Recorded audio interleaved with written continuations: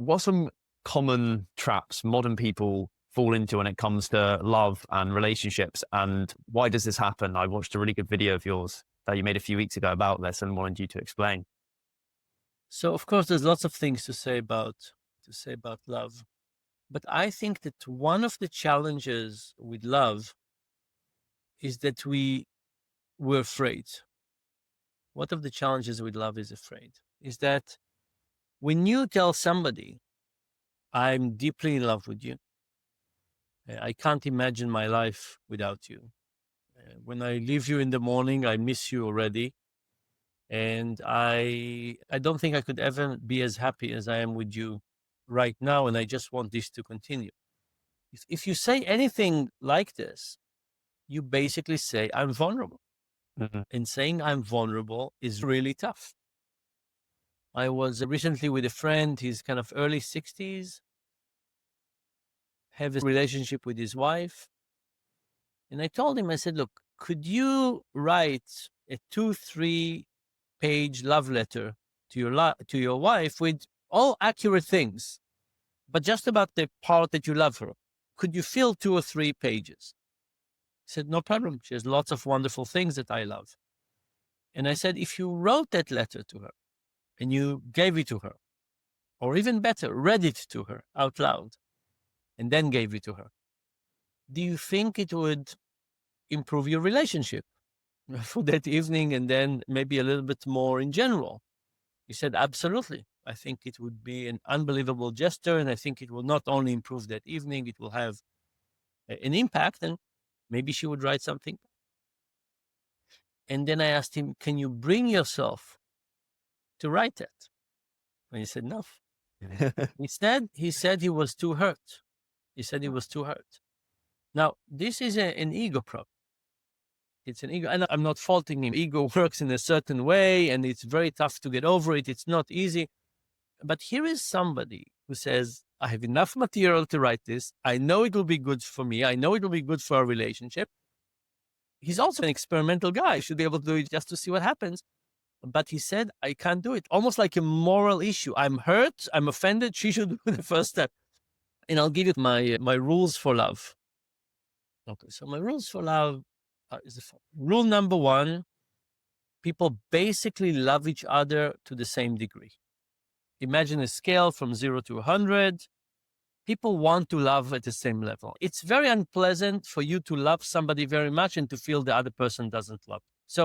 So love gravitates to loving at the same level. It could be here, it could be here, but it somebody is a little bit more, somebody a little bit less, but not big differences. That's the first rule of love. First, my rule of love could be wrong, but my version of it is that we gravitate toward loving with similar intensity. The second rule of love is that it's easier to love less than to love more. So Mhm.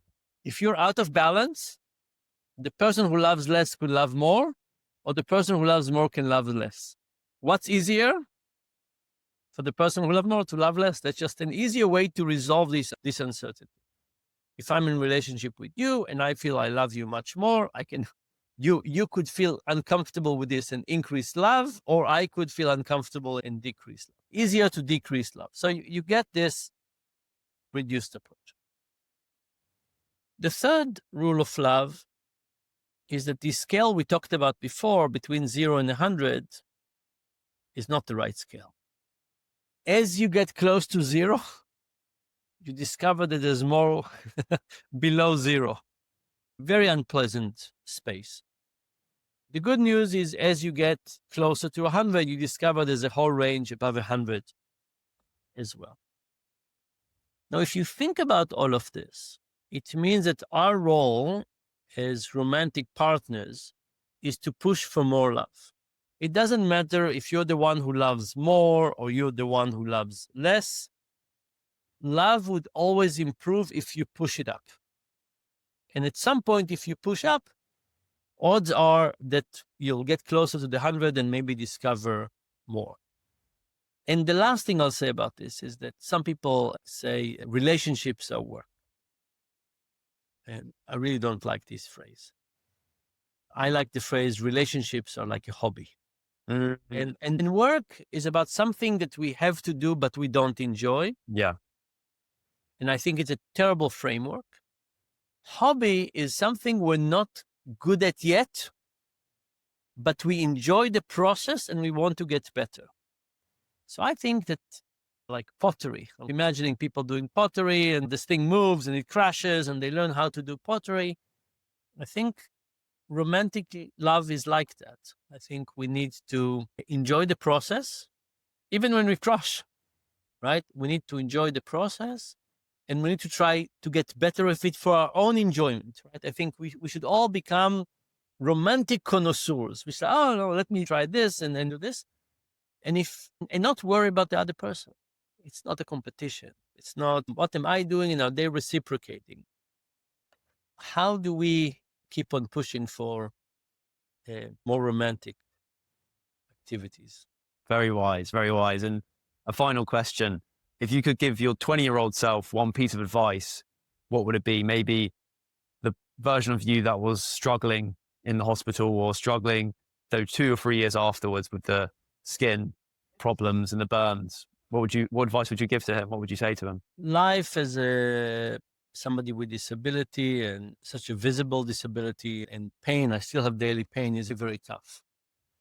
I think one of my mistakes was that for a long time I was trying to live the life of somebody without my limitations and disability.